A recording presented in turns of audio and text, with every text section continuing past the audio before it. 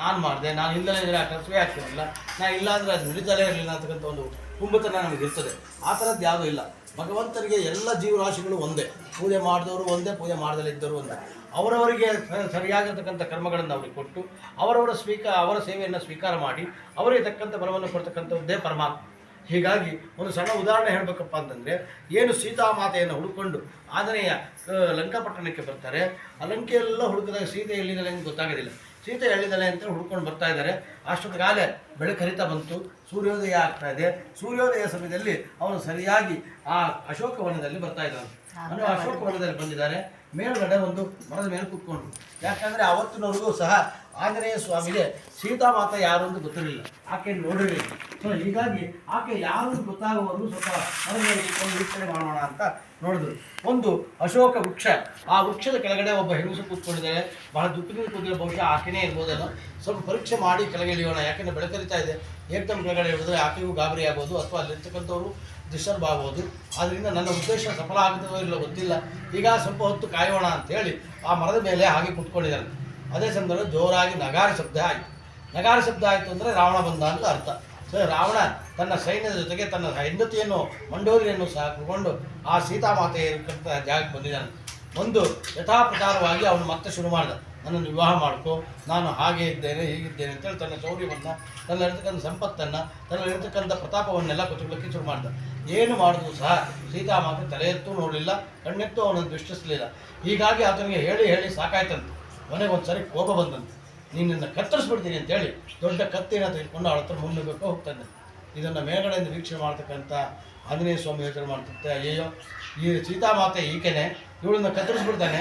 ಯಾರ ಹತ್ರನಾರು ಕತ್ತಿ ಇದ್ರೆ ಕಿತ್ಕೊಂಡು ಆ ಕೆಲಸವನ್ನು ಇವನ ತಲೆಯನ್ನು ನಾನು ಕತ್ತರಿಸ್ಬೇಕು ಅಂತ ಯೋಚನೆ ಮಾಡ್ತಾಯಿದ್ದಾರಂತೆ.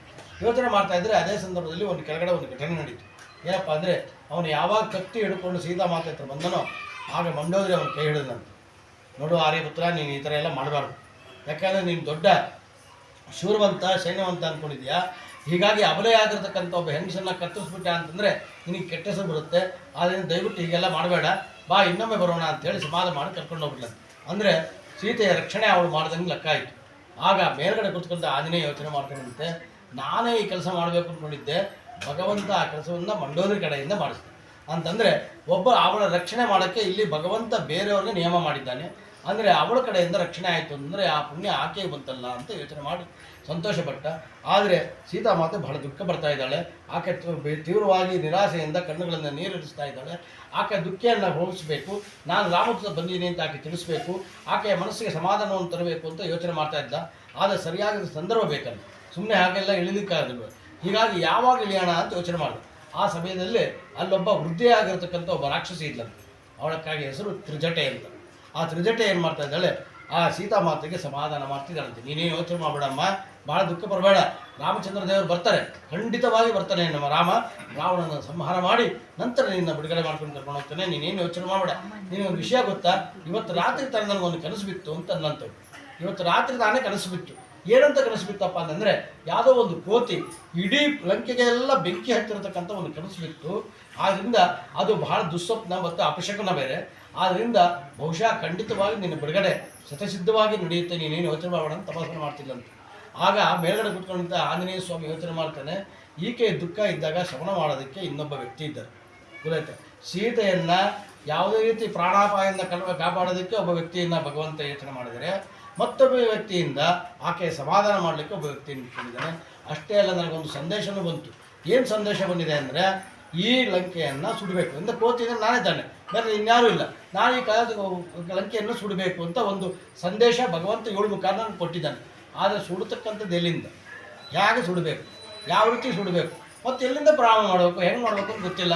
ಸ್ವಾಮಿ ನೀನೇ ಇದಕ್ಕೊಂದು ದಾರಿ ಕೊಡಿಸ್ಬೇಕು ಅಂತ ಹೇಳಿ ಆಂಜನೇಯ ಸ್ವಾಮಿ ಪರಮಾತ್ಮನ ಪ್ರಾರ್ಥನೆ ಮಾಡೋದಂತೆ. ಪ್ರಾರ್ಥನೆ ಮಾಡಿ ಕೆಳಗಡೆ ಇಳಿದ್ರು. ಕೆಳಗಡೆ ಇದ್ದು ಸೀತಾವಿಗೆ ಚೂಡಾಮಣಿಯನ್ನು ಕೊಟ್ಟರು. ಅದೆಲ್ಲ ನಿಮಗೆಲ್ಲ ಗೊತ್ತಿರತಕ್ಕಂಥ ವಿಚಾರನೆ.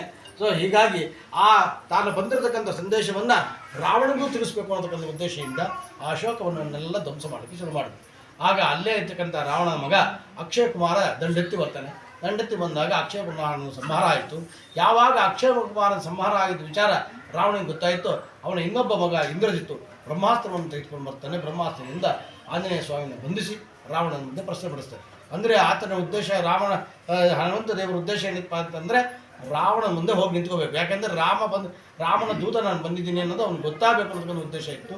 ಉದ್ದೇಶ ಪರಿಪೂರ್ಣ ಆಯಿತು. ರಾವಣ ಏನು ಮಾಡಿದ್ದಾನೆ, ದೊಡ್ಡದಾಗಿರ್ತಕ್ಕಂಥ ಸ್ಟೇಜು, ಅದ್ರ ಮೇಲೆ ಒಂದು ದೊಡ್ಡದಾಗಿರ್ತಕ್ಕಂಥ ಸಿಂಹಾಸನ, ಅದ್ರ ಮೇಲೆ ಅವ್ನು ಕೂತ್ಕೊಂಡಿದ್ದಾನೆ. ಅಷ್ಟು ಎತ್ತರದಲ್ಲಿ ಕೂತ್ಕೊಂಡು ಅವನು ಕೆಳಗಡೆ ನಿಂತಿರ್ತಕ್ಕಂಥ ಆಂಜನೇಯನ ಕೇಳ್ತಾನಂತೆ, ಎಲೆ ಆಂಜನ, ಎಲ್ಲಿಂದ ಬಂದಿದ್ದೇನೆ ನೀನು ಕೋಟಿ ಅಂತ. ಅದಕ್ಕೋಸ್ಕರ ಅವನು ಹೇಳ್ತಾನೆ, ನಾನು ಬಂದಿರೋದು ನೋಡೋ, ನಾನು ರಾಮದೂತ. ದೂತನಿಗೆ ಫಸ್ಟ್ ಏನು ಮಾಡಬೇಕಪ್ಪ ಅಂದರೆ ಒಂದು ಆಸನ ಕೊಡಬೇಕು. ಆಸನ ಕೊಟ್ಟು ಕೂಡಿಸಿ ಆಮೇಲೆ ಮಾತಾಡಬೇಕು, ಅದು ರಾಜ ಧರ್ಮ. ಆದ್ದರಿಂದ ಆ ಥರ ನೀನು ಮಾತಾಡಿದ್ರೆ ನಾನು ನಿನ್ನ ಪಾರ್ಟಿಗೆ ಎಲ್ಲ ಉತ್ತರ ಹೇಳ್ತೀನಿ ಅಂತ ನನ್ನ. ಅದಕ್ಕೋಸ್ಕರ ಅವನು ಹೇಳ್ತಾನೆ, ಕೋತಿಗಳಿಗೆಲ್ಲ ಆಸನ ಆಗೋಷ್ಟು ಗತಿ ಕಟ್ಟಿಲ್ಲ ನಾವು, ಎಲ್ಲ ಕೋತಿಗಳು ಅಲ್ಲೇ ನಿಂತ್ಕೋಬೇಕು, ಮಾತಾಡೋದು ನೀನು ಅಲ್ಲೇ ಅಂತ. ಕೋಪ ಬಂತು.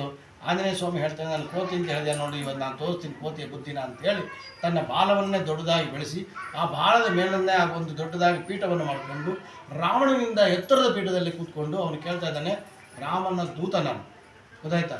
ನಾನು ಹನುಮಂತ ಅಂತ ಹೇಳೋದೇ ಇಲ್ಲ, ಅವನು ರಾಮನ ದೂತ ಅಂದರೆ ರಾಮನ ಸೇವಕ ನಾನು, ಗೊತ್ತಾಯ್ತಾ? ನಾನೊಬ್ಬ ಸೇವಕನೇ ಈ ಥರ ಇದ್ದೀನಿ ಅಂತಂದರೆ ರಾಮನ ಹತ್ರ ನನ್ನಂತ ಬೇಕಾದಷ್ಟು ಜನ ಇದ್ದಾರೆ. ಅಂದರೆ ರಾಮನ ಬಲ ಹೆಂಗಿದೆ ಗೊತ್ತಾಯ್ತಾ?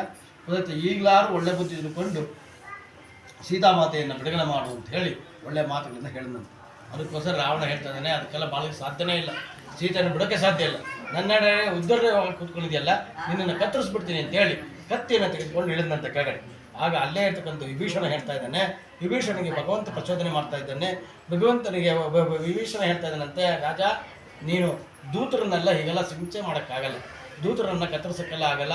ಅದಕ್ಕೋಸ್ಕರ ಅವನು ಕೆಲಸ ಮಾಡು, ಅವನಿಗೆ ಏನಾದ್ರು ಒಂದು ಸಣ್ಣದಾದ ಶಿಕ್ಷೆ ಕೊಟ್ಟು ಬಿಟ್ಬಿಡು, ಅಷ್ಟು ಬಿಟ್ಟರೆ ದೂತರನ್ನೆಲ್ಲ ಹಾಗೆಲ್ಲ ಮಾಡಬಾರ್ದು, ಅದು ರಾಜಧರ್ಮ ಅಲ್ಲ ಅಂತೇಳಿ ವಿಭೀಷಣ ತಡೆದ.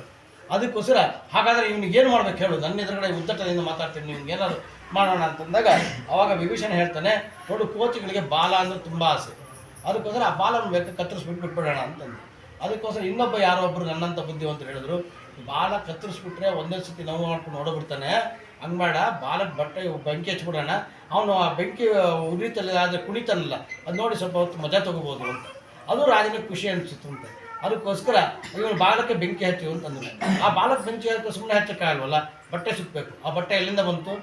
ರಾವಣನ ಅರಮನೆಯಿಂದನೇ ಬಟ್ಟೆ ತೊಗೊಂಬಂದರು, ರಾವಣನ ಅರಮನೆಯಿಂದನೇ ಬಟ್ಟೆ ಸುತ್ತಿದ್ರು, ರಾವಣ ಅರಮನೆಯಿಂದನೇ ಎಣ್ಣೆ ತೊಗೊಂಬಂದರು, ಅವರೇ ಸುತ್ತಿದ್ರು. ರಾವಣನ ಭಟ್ರೆ ಎಲ್ಲ ಬೆಂಕಿ ಇಟ್ಟರು, ಎಲ್ಲ ಕೆಲಸ ಮಾಡಿದ್ದು ರಾವಣನೇ, ಬೆಂಕಿ ಇಡಿಸ್ಕೊಂಡಿದ್ದು ರಾವಣನೇ.